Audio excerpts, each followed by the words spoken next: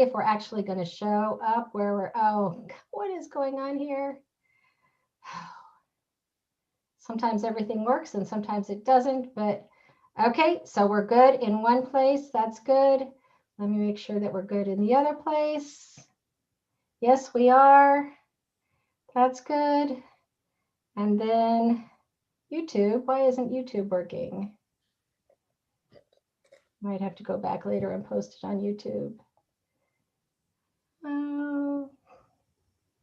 Oh, here we go. There we are. We're up every place we're supposed to be. That's pretty good. The first try tonight. Okay, that's pretty exciting. So hello, everyone. This is Annie, and why am I not seeing here? I don't see on the same screen. I don't see you with me. So let's see. You have the gallery view on? It's only giving me the full screen view. That's not working. Oh, what is up with this?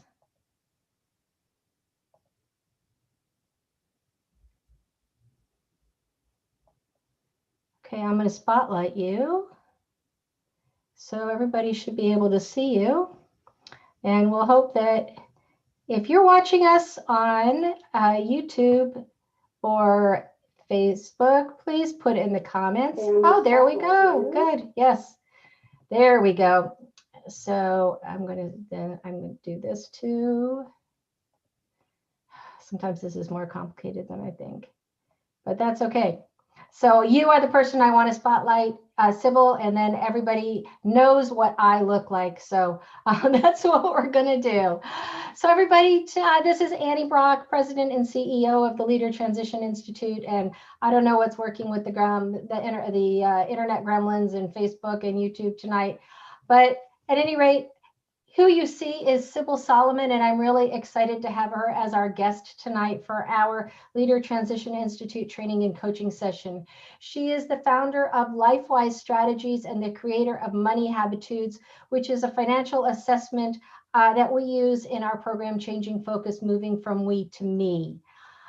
In her background, she spent 25 years as an educator, was a Peace Corps volunteer in the Philippines, and she did a career pivot and works now as an executive coach and helps people understand their financial behaviors because that's really key to success.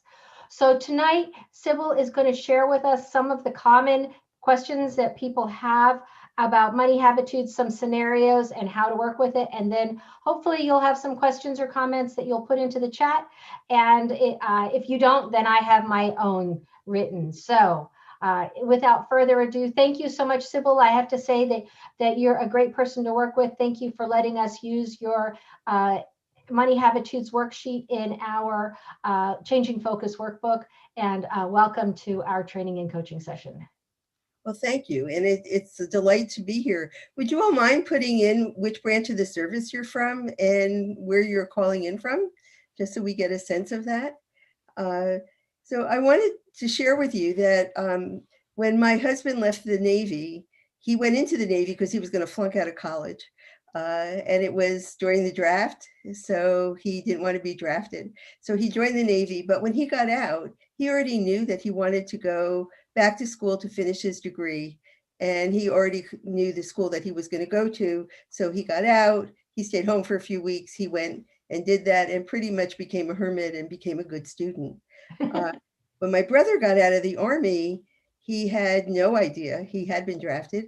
He had no idea what he was going to do. He was an amazing mechanic. Whoops, sorry. I thought I turned all this off. And he, so he kind of drifted around for a bit. He had PTSD. He never left home. He ended up having his own business at some point. But, you know, very, very different types of experiences. So when you all are getting out and deciding what to do, I imagine that you're all across the board in terms of where you are. And a lot of times the way that we think about money actually influences what our choices are and how we make decisions. So I'm going to talk to you a little bit about that, give you a couple of scenarios, and hope that you will share some ideas with me. So just give me one moment to get this up. And can you all see that on the screen now, Annie? I'm looking, it's a little bit of a delay. So I'm looking on the pages. It's a little bit of delay, so it's not there yet. But hopefully it'll show up here quickly. Whoops. Let me see if, no, I'm not seeing it. So let me see if I remove the spotlight, if it'll show up. how's that? Is that showing up now? Well, now I can see myself, but I don't see your screen. No, I don't understand. Oh, why. no. We should still see your screen. I don't see it, and I don't see it on the video. We'll see that on the screen now, Annie. I'm looking, it's a little bit of a delay. That's okay. Is it? Oh, I see it now. It's there. Awesome. All right. Okay. And did we get some responses about where people are from and which branch of the military they're from? Not yet. Not yet. I will let you know as soon as we have it. As soon as I see it. So we're going to be talking about the brain. And this is like really brain minus 101. But when we look at the brain, we're only going to talk about 3 parts of it. So that green part of the brain is where we're really focused on the future and we're really logical. And if you think of a commanding officer, they know what they need to know, where they want to go. They sit down and they plan out what that's going to be. They give the orders to get from point A to point B. And they care about the consequences. If they do something and it doesn't work out right, they care about what that's going to look like or what they need to do to get to the point that they want to get to. So they're very logical. They're very focused on the future. And when we're making decisions, particularly financial decisions, we typically think we're focusing in from that part of the brain. That middle purplish part of the brain is, it's actually called the limbic system. And I think of it like a puppy. When we're functioning from that part of the brain, we're reacting. Instead of thinking about the future and consequences, we are only thinking about the present. And we are automatically hardwired to focus on things that bring us pleasure and not pain. And we want something that's going to happen now. Now, when we're functioning from this part of the brain, that's why we may say, you know, I really want to eat healthy and I'm going to watch my calories. I'm going to watch what I eat. And then we go to a meeting and they've got donuts and they've got apples and you reach for the donut. And that's because what you can do is you can rationalize, well, you know, I didn't get to eat lunch today, so these extra calories are no big deal. And I worked really hard and gosh, that donut looks really good from my favorite place. And I don't frequently get it from there. So you rationalize what your choice is. And you think you're acting rationally, but you're not. You're acting from that emotional part of the brain that's focused on the present and wanting pleasure right now. That red part of the brain is called the reptilian part of the brain. And I think of it as a python. When you're in that part of the brain, the only thing that you can think about is the immediate. The only way that you can react is fight, flight, or freeze. So when you get triggered there, it makes your brain think about, associate with something terrible that's happened in the past. And all you can care about is surviving. Mm-hmm. When you're in either parts of the emotional part of the brain, the purple or the red part, literally the door slams shut to the logical part of the brain and you cannot function logically.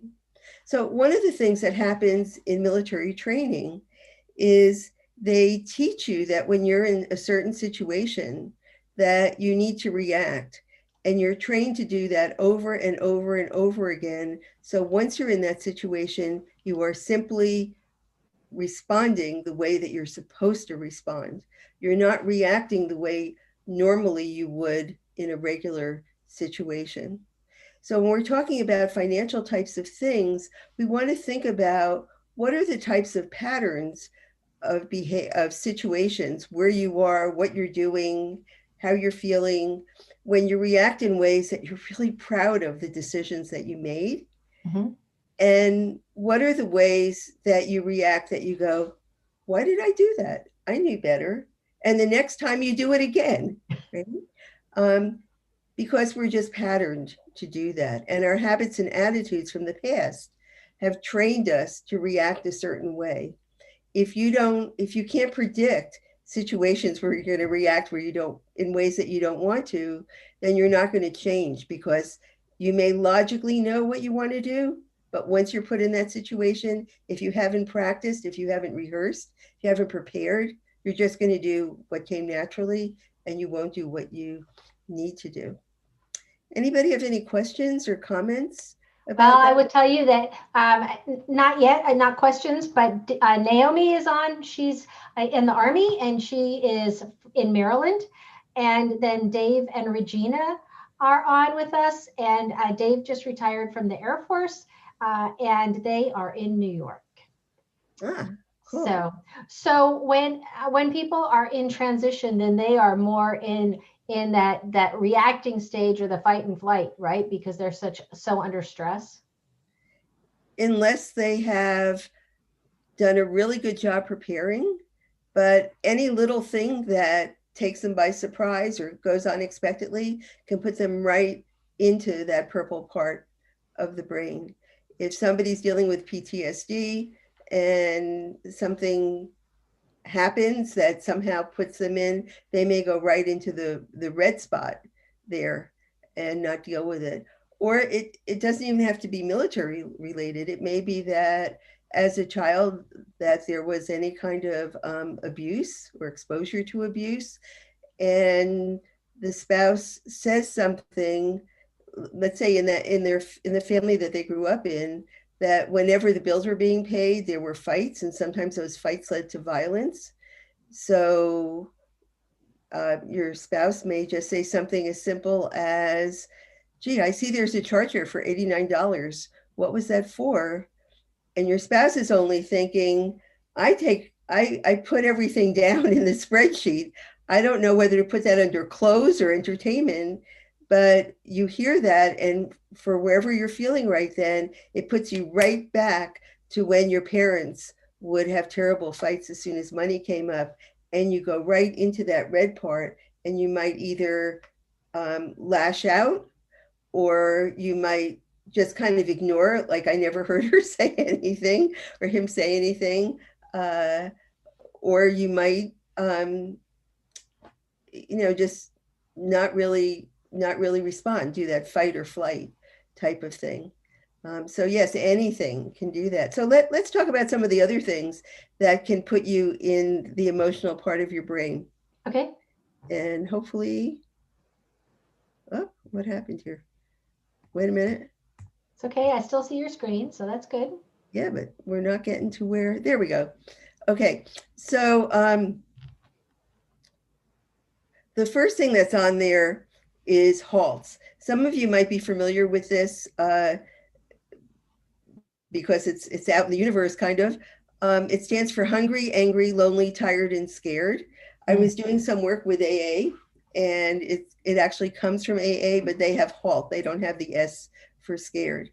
So what that stands for, H is for hungry, A is for angry, L is for lonely, T is for tired, and S is for scared. Anytime you're feeling hungry, angry, lonely, tired, or scared, it automatically puts you into the emotional part of the brain. And That's interesting. okay, I was wondering what happened there. All right, so let me talk for a moment about that. Hmm. Hungry, sometimes if we don't have really good eating habits, we don't even know when we're hungry, right? So, you're used to not eating breakfast, or you're used to eating a late lunch. So you don't necessarily feel that you're hungry. But if you're hungry, that's not the best time to make decisions. So if you know you're going into a situation where you're going to have to make a decision, where you're going for an interview, where you're going for a loan, you want to make sure that you eat before you go there and have some protein. Angry, I think we can all identify with. Uh, my husband says he's not angry when he yells at the other cars from inside of our car, but I think there's some anger going on there. Lonely doesn't necessarily mean that you're alone, that nobody loves you, that nobody cares about you. But one of the things that happens when we're going, particularly when we're going through transitions, is that we often feel like people don't really understand what we're going through. And it makes us feel very alone. When you're feeling that way, it's also a tough time to make a decision. Um, and it seems like through Annie's program, through other programs in the military, through other people that you know, that when you're feeling that way, for most people, it's helpful to reach out so that you're not feeling like nobody understands what you're going through, and reach out and get some support and some help. Tired, that's a great one, right? Lots of times we're tired. If any of you have little children at home, you know that you get up during the day and you get through the day. You don't even think about being tired because you feel tired all the time. As we go through transitions, often we're tired a lot because it's very stressful going through transitions. So just pay attention to your body. If you find that every time you sit down, you start nodding off, the chances are, even though you didn't feel tired, that your body's telling you it needs more rest. And the last one is scared. And that's what I was suggesting before, that anytime something happens that brings you to a scary place, a scary memory, a scary emotion, often we're very aware when we become scared. Other times we're not aware. We just feel disoriented, or we just feel kind of numb. Um, but if anything reminds you or makes that association of anything from your childhood right up to where you are now, it's going to put you into that emotional part of the brain. And if it's something that was really scary to you, it'll put you into that python reptilian part of the brain. So that's HALT: hungry, angry, lonely, tired, or scared. Okay? And the other things that put you into that emotional part is all of us are raised where we get lots of messages. So if I showed you a tree with dollar bills on it, what would be the first thing that comes to mind as something that you heard, a message that you heard growing up? For me, I think about the story of the giving tree. Ah, the giving tree. Okay. That's what I think of, or that money doesn't grow on trees. Right. You know Okay. what? The opposite thing. So maybe people will put something in the chat. It goes a little bit behind. So I'll keep an eye out. But those are the two things that I think of. Okay. Um, so we have lots of messages, and those messages come from our family, the culture that we grew up in, our religion. They come from the media. We get between 300 and 8,000 media shout outs a day telling us to do things. And we all think, everybody, I bet all of you think that, oh, doesn't affect me. I'm immune to that. I don't care how many times they tell me.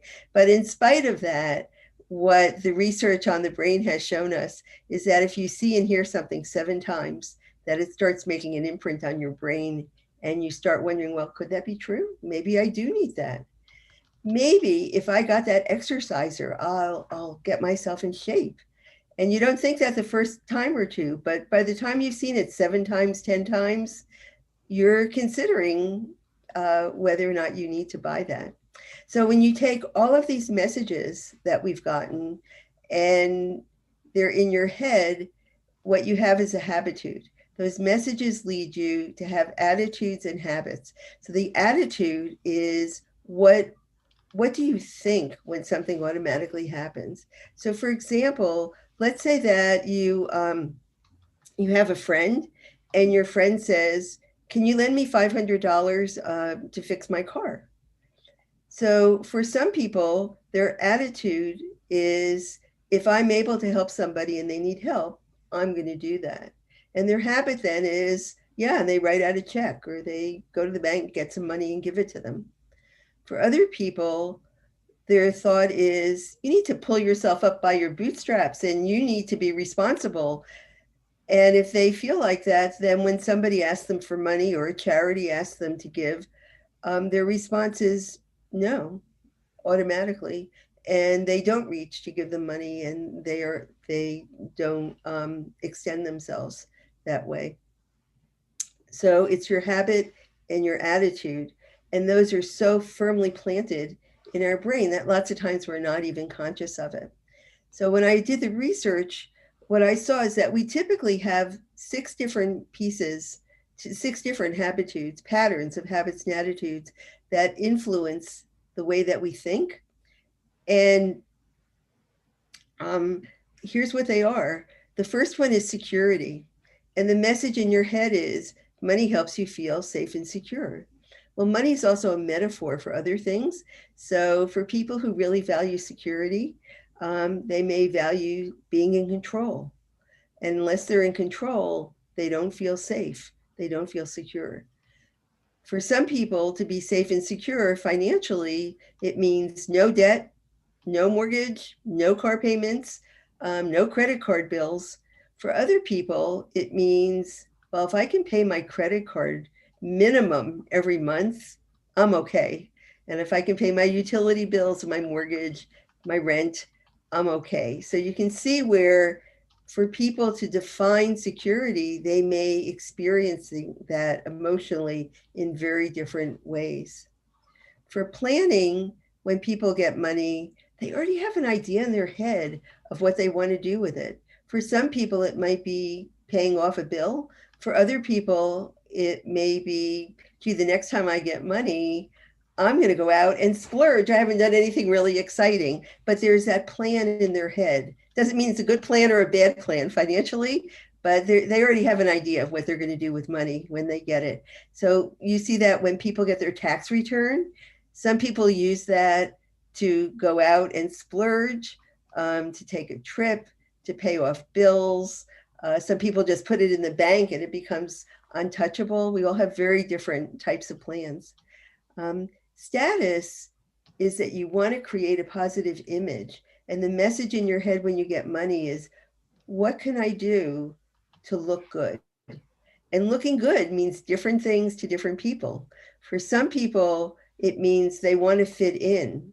So, regardless of whether they have a little bit or a lot of money, the group of people that they want to fit in with, they're going to spend their money or not spend their money to fit in. So, you have people who have quite a bit of money, but if the people that they hang out with don't have much money and they want to fit in with them, they don't let anybody know that they have any money. That's really interesting, because I would have thought that it strictly had to do with, wanting to keep up with the Joneses. That's interesting that it goes both ways. So that if you want to fit in with people who don't have money, that you just act that way, and Yeah. that you would fall into status at the same time. Right. And status, like you're saying, also goes the other way. Instead of fitting in, what you want to do is you want to stand out. So, often people who come from families where there isn't very much money, maybe there wasn't, people didn't get to have much education, there wasn't a regular paycheck, and they go into the military and they have a regular paycheck, and maybe they're doing better than the family. And when they go back, it makes them feel really good. So they spend a lot of money on people. They take care of people. They obligate themselves, commit themselves to do things for other people because they want to show that they made it. They're the one in the family that's doing really good. So it goes both ways. Interesting. Giving is an interesting one because you actually can be generous and not be a very giving person. People who are generous because they feel it's their responsibility or it's their social responsibility to be giving, they may write checks, they may help people out, But when I talk about giving, the pattern is because you get joy, you feel good from giving to other people, right? So Mhm. when I write a check to a charity that I care about, I'm happy that I'm able to do that. But it's not like I get personal joy out of giving. I think it's important to do that. When I give to my grandchildren, I get great joy out of seeing them enjoying what I gave them, right? Some people give very spontaneously. Some people give in the sense of you have to prove what you're going to do with that money, that you have to prove to that that it's valuable to the other person. You have to be accountable. You have to sign papers. You have to tell them exactly how you're going to give them money back. And it's not that that's bad, and it's not that giving spontaneously is bad. It's just a matter of you go so far to the extreme that people wonder about you a little bit. Interesting. Spontaneous people, they want to enjoy the moment.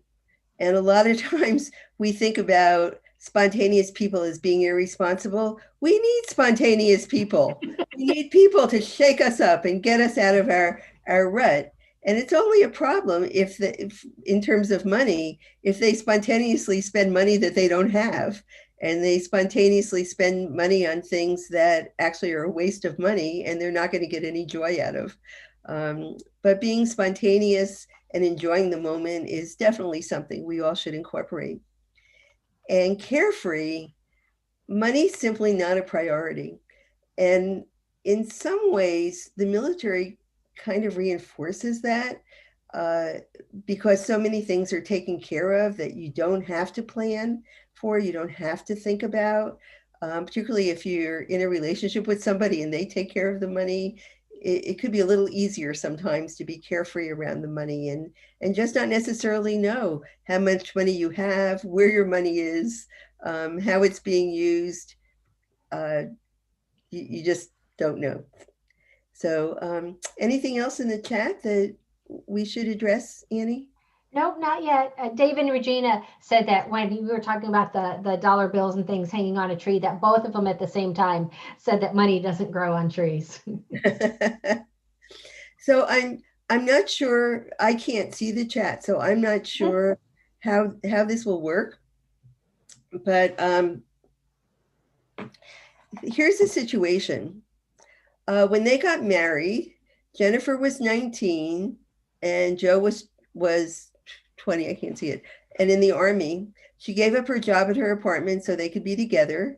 But she continued to work, and she's now a store manager and knows that she'll be able to get another job doing that. Joe is looking to get a job at the Amazon warehouse. Both of their parents are divorced and their families are scattered, so there's no obvious place to call home. They've decided to move to Tampa to be near Jennifer's sister. She's married to a successful businessman. Jennifer and Joe were deciding whether to buy a house or rent. Right. So Amazon has a big place, a warehouse in Tampa. That's why Joe was thinking about that.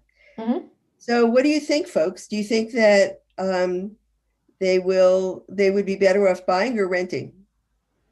Well, we'll give the chat a minute here because the uh, the feed as we go forward it is behind us. So we'll just hold here and see if anybody wants to put something in the chat when they hear you are talking about this. Okay. And while you're doing that, I'm going to tell you that um, Money Habitudes, if you haven't done it, you could either do it as a card game or you could do it online. And at the end, I'm going to give you a code, and you're welcome to go on and see what your own money habitudes are. We're all a combination of different habitudes of those 6 habitudes, but often one of them is more dominant. And in this case, Jennifer's dominant habitude is planning, and Joe's dominant habitude is carefree. And knowing that, does that change whether you think they would want to buy or rent? Hmm. So, so while you're thinking, um, let me give you some things some additional things to think about. And one of the things about the habitudes is they're all positive. Yeah. Okay, that's good. So, and first I want to say that it's really generous of you to give the code. That is awesome. So the people that are on with us from LTI tonight, they've all done it. But for the people that are going to be listening, who will see the video coming up, perhaps they haven't. And so that, thank you so much for being so generous. So Dave says that what they should do is they should rent for the time being to get to know the area. Okay. And it's a great thing. And Jennifer, as a planning person, she may say that's really a good idea. Before we jump in, let's plan. On the other hand, Jennifer's sister lives there, and her plan may be that she knows right now is kind of a hot market, and that if they buy now, that the chances are that they will, or I'm sorry, not a hot market, it's a market that would be good for the buyer, that she may be planning that she really wants to stay there. She wants the house to appreciate. She wants to get settled. She doesn't want to keep moving. So her plan may be, let's just go ahead and do this. Or it may be, as you're suggesting, that it's better, why don't we take a chance and rent for a while and really get a better idea. I So, would say, oh, go I'm ahead. sorry. Naomi says to buy. Her initial reaction is to buy because you should start planting new roots. But she said with that combination of habitudes, she thinks it would be better for them to rent. Okay. So one of the things, oops, I forgot what I was going to say. That's okay. So carefree, Joe may not want to make any kind of commitment. He may say, well, let's just wait and see, how things are going, right? So now what you have is two people. She's saying, let's buy because it makes sense. He's saying, let's stay loose, and not make a commitment. And if the two of them are arguing about whether to buy that house or not, and they don't know that she's planning and he's carefree, often what's going to happen is their conversation is going to go like this. If they don't talk about that, it's important for her to set down her roots. It's important for her to be able to lay things out. She's feeling like, I'm a store manager. I'm going to be able, I already know that I'm going to be able to get this job. And he's hoping to get a job at Amazon. What's going to happen is she may start resenting the fact that when he doesn't get a job at Amazon, that he doesn't necessarily try and get another job right away, that he sees that she's earning the money and she's got, she's been saving and they've got some money, and he may feel like he has more time. He doesn't have to jump in and work harder to get a job, and is just avoiding the issue around money. And she may be feeling really stressed because she has her goals and she can see where she wants to go with it. And she doesn't realize that he's avoiding money. Carefree people are avoiding money most of the time. If they don't have a discussion about what's keeping him from wanting to make commitments, what's holding him back, and they just argue about the credit card bill, and they just argue about whether they should buy this expensive house or this inexpensive house, or rent or buy, their marriage is going to be incredibly stressed, right? So it's not about the dollars, it's not about renting or buying, it's about what does buying mean to her, what does renting mean to him, and how is that going to play out? If they don't have those discussions, there's no chance that they're going to be able to resolve this, and the resentment is just going to build up and build up. And a lot of times planning people get incredibly resentful when other people expect them to take care of them. So they do the work, they do the planning, and they may love the other person, but they don't want to feel responsible. They want the other person to pull their weight as well. Interesting. Right? Here's another one. Sam is looking forward to starting his own engineering business after he leaves the Air Force. Layla, his wife, wants to stay home with the kids and go back to school to finish her business degree. They're going to move back to Layla's hometown where she still has lots of friends and relatives. They plan to be active members in the church. Layla's families belong to that church for generations. And Layla's really frustrated because Sam wants her to work. Right? Now, so Sam's dominant habitude is security. Layla's dominant habitude is giving. Right? So her initial response is, I'm I want to help Sam. I want to help take care of Sam. I want to do everything that I can. But I've been doing it for years. I've been trailing him for years. And, this was going to be my time. So I still want to do everything to take care of him, but I want to be involved, right? And she still wants to be able to give to her church. She still wants to be able to spend time with her friends and to be generous with her friends and family now that she's back and can be part of that again, right? But Sam's dominant habitude is security. So while he wants to start his own business, he's afraid. He's afraid that he's not going to be getting that paycheck. He's afraid that they're not going to have any money. He really needs to know that there's a secure base. And what he's pushing for is to know that there's enough money that's going to carry them through, even if his business takes a while to get off the ground or things don't go as well, because we all know businesses take a lot longer to start than we hope that they will. There's always a lot of obstacles along the way. So again, if they're constantly arguing about work and she's telling him all the reasons she deserves not to work, and he's telling her, but you need to do this. If they don't talk about what it means not to get that paycheck to him, um, and what it means to her to be able to be generous and be involved in her family and her church, they're just going to be going like this. If they start talking about the real things about what security means to him and what security means to her, what it means to her to give at this point, um, it'll change the conversation.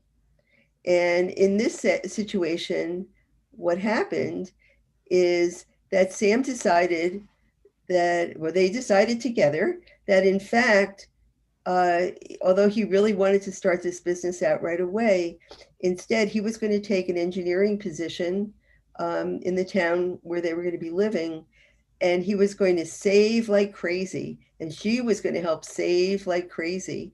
In the meantime, she was going to start, instead of going to the university where she had planned to go, she was going to start taking some of the courses at a community college so it would be less. And in 18 months, what they decided was that he would have saved enough money, and he would be able to do certain things, all the administrative kinds of things, like to get not patents, to set up a small business, right? Mm-hmm. That he was going to get those things set up, and that after a year and a half, they would have saved enough money that she would be able to go back to school, and she was going to take a part-time job, and that he would be able to start his business. So they set up like a 3 to 5 year plan, and he gave up what he wanted to do for a year and a half. She gave up as well, and they really got on the same page, right? So it's important not to keep arguing about the same thing on this level, but to realize how your habits and attitudes about money are causing you to subconsciously respond in certain ways, and really get down to what it means to you and how your feelings about money are influencing the way that you think. So, any questions, comments, Annie?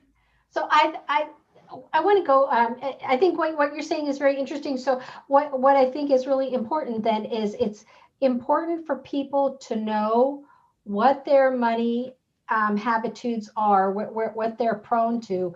But then I think it's also important that people take the time to think about what money was like when they were growing up, the attitudes about money, so that because that's poured all into their subconscious as they were growing up. So that's where they react from when they hear about money. So it's not just what do I think now? It's where did that come from, right? Yes. And once you can start predicting, like we know with Sam, anytime anything happens where they can't pay a bill immediately, anytime their credit card starts growing, we know that Sam is going to overreact. Uh, and we need to realize why he's overreacting, and he needs to realize that. So anytime that you can start predicting what your patterns are, it gives you the opportunity to take control of them.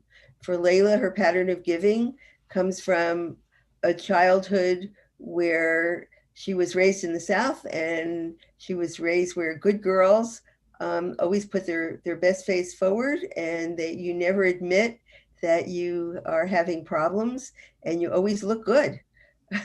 And you're always there for your neighbors. So it would be very hard for her not to fall back into that. And sometimes she's not going to be able to give as much as she would like to, or be able to give the way that she would like to. And if she doesn't realize, doesn't make her a bad person. She just needs to rethink things and look at those patterns. That would be really helpful for her. Interesting. So it's really important to do that as a couple. Yes, it absolutely is. And if you find you're having the same arguments over and over again, I can almost guarantee you whatever it is that you're arguing about, it has nothing to do with that.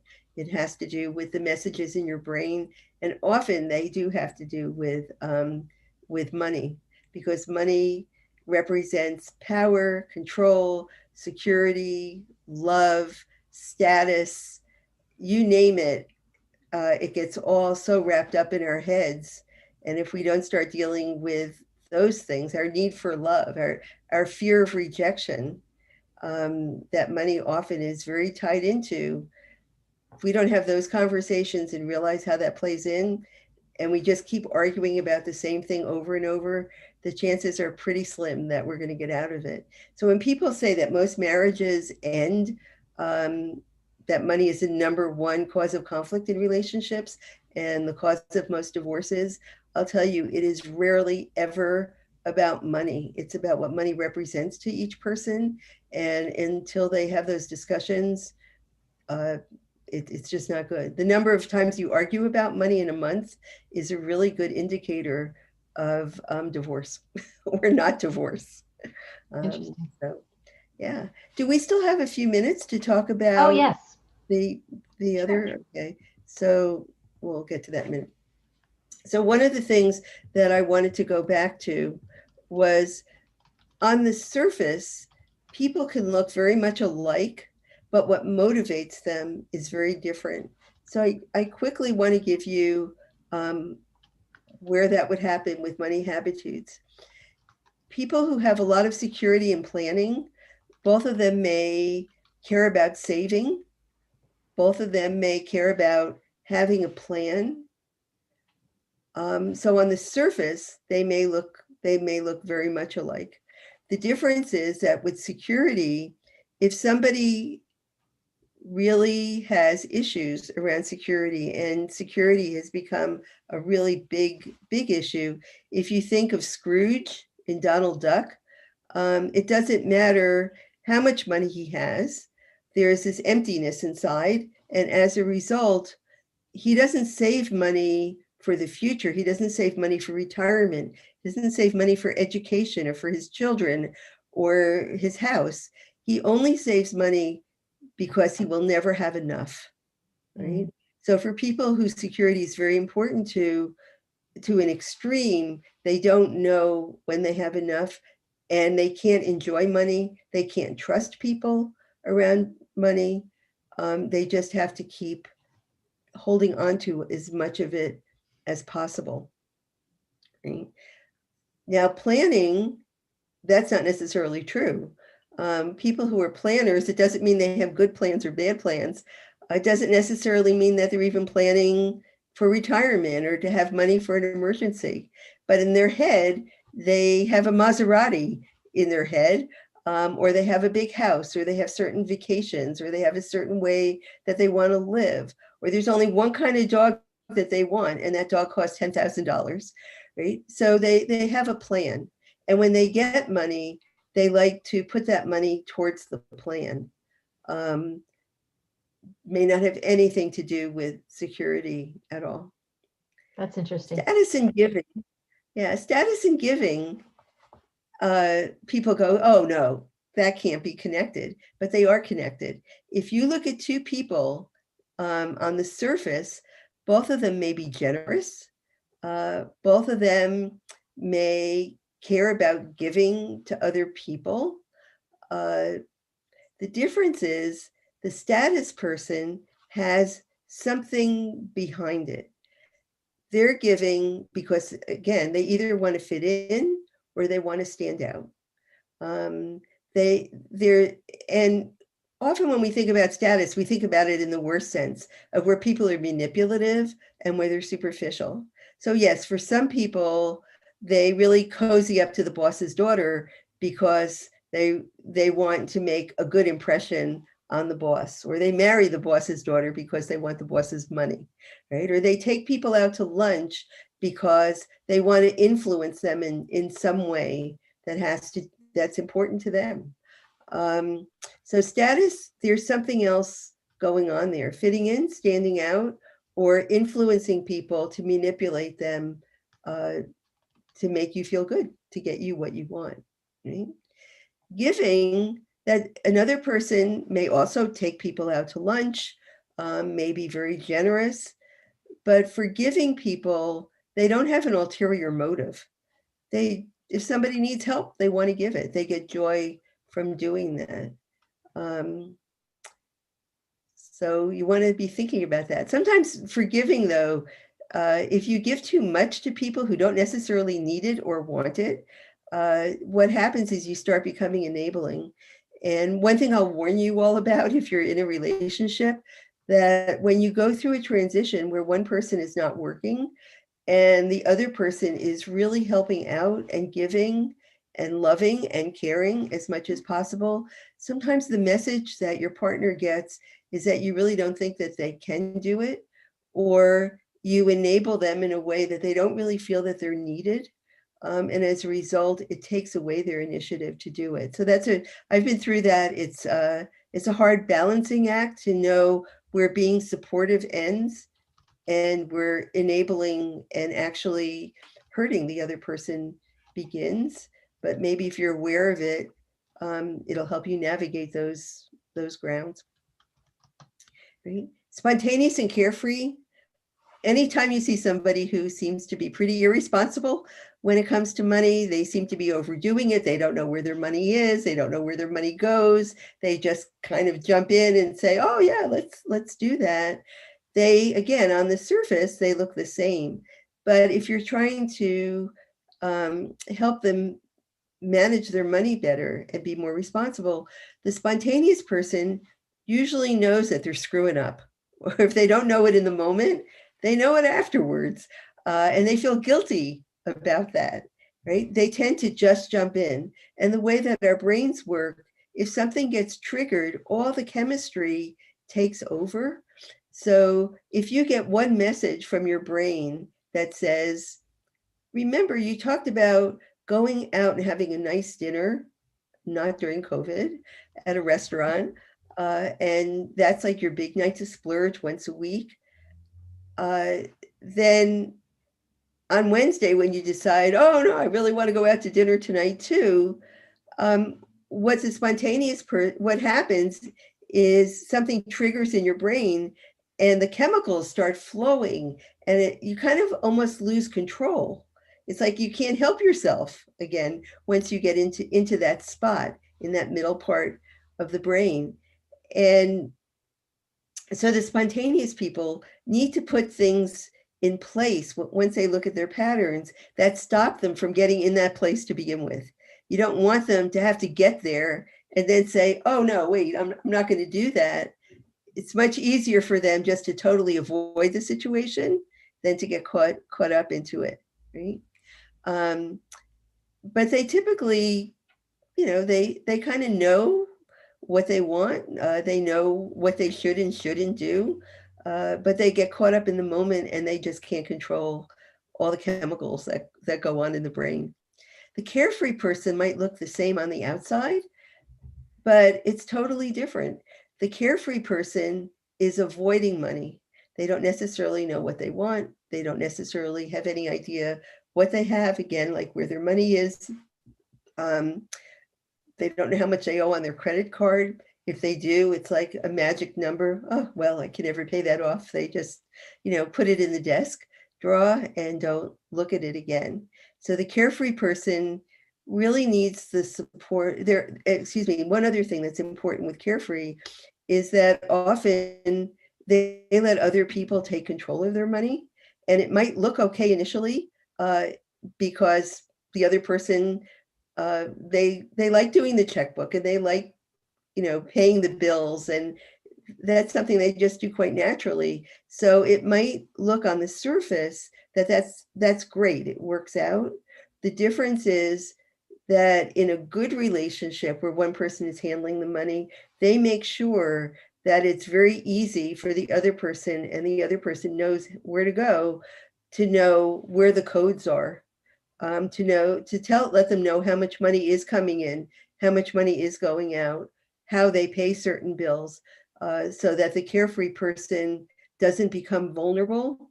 And I know we're not here to talk about domestic violence and intimate partner violence, but in any kind of relationship where there is abuse, 99% of relationships where there's abuse include financial abuse. And a big piece of that is that you have one person who just doesn't care, lets things just happen, and the other person takes control. Most of the time, the other person taking control is a good person. They're not looking to control the other person. But when that line gets crossed, and the person who has control then starts using that financial control to control the other person, not good. Some help is needed from the outside there to deal with those kinds of situations, right? So again, carefree and spontaneous may look the same on the surface, but what goes underneath it, if you're trying to manage money differently, if you're looking at how money is impacting decisions, you want to be able to make the distinction between spontaneous and carefree. So any questions, comments? So I have a couple of questions. Well, first, a question and then a comment that's kind of like a question, I guess. So my question is, if someone was interested in being an entrepreneur and starting their own business, is there a money habitude that is better suited, personality-wise to a person like that, or do they just have to be aware of what their habitude is? So I would say the latter. They need to be aware. So, for example, somebody will start out as an entrepreneur and they've saved a certain amount of money so that they can start out. They know that they're covered, and and maybe after a year they're actually doing really well, but they hold on to money so carefully that they won't use any money for marketing, so it won't grow, or they will start cutting corners in order to make more money. So they need to be careful if security is their dominant habitude, particularly if it's extreme, 7, 8, or 9 statements in security. Then they need to pay attention to, do I need somebody else to help me look at this and give me a different perspective? Planning people as entrepreneurs are interesting because, again, we're talking about extremes. If they're extreme, then once they make a commitment and an investment, it may be very difficult for them to adapt their plan, even when things aren't going well. So they run into trouble. The status person, a good example is somebody I know was starting a business, and she met up with a marketing company, and her brochures alone were $10 to print this very interesting, exciting brochure that she was just handing out like water. She spent $10,000 on these brochures and did not put money into the substance of her business, and she went out of business, right? Um, Giving is a really interesting one, because one of the things entrepreneurs are frequently told, depending upon what your products are or your services, is to initially give stuff away so that people will know about it. So somebody will get on a board, and let's say they're a CPA, and they'll get on the board so that they can get known in the community where they're starting out again. And that's a good way to meet people. But they just give away their time, they give away their talents, and they don't have any plan for how to convert that into business. The spontaneous person most likely needs to work with somebody, again, like a security type person, where they can get another perspective, because lots of times things sound really good to them and they're ready to jump in. Their business may be going well at the end of a year, and then it's like, wow, if it's going this well, they're not going to worry about taking on debt. It's like, let's mortgage the house and let's double the business or triple the business. So they need a voice to help them really look at the facts and determine whether taking that kind of risk is good or not good, right? And that would be the same for Carefree, of that if somebody gets into a business, they need to make sure there's somebody that they have as a sounding board that can help them look at it pragmatically, and keep them from jumping too fast into things that really are too risky. Awesome. Well, thank you. And so to me, the way I think about it is similar to how we talk about in changing focus, moving from we to me, with the communications assessments, that there's no right or wrong personality style, and there's no right or wrong money habitudes, the dominant characteristic in the money habitudes. But once you know what yours is, that then you've become aware, and then you have a responsibility to understand it. Is that? You couldn't have said it better.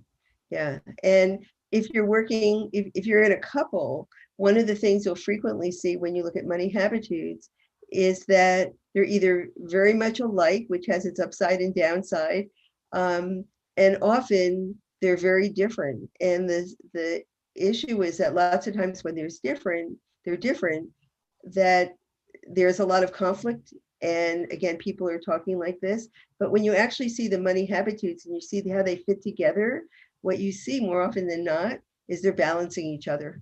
And that couple really needs each other to do the best they can. People who have high security, lots of times they have no carefree and no spontaneous. And a life without some carefreeness and some spontaneousness is really not that much fun. So they need that other person to push them. And the spontaneous person, the carefree person, they need somebody that will help root them a little bit too.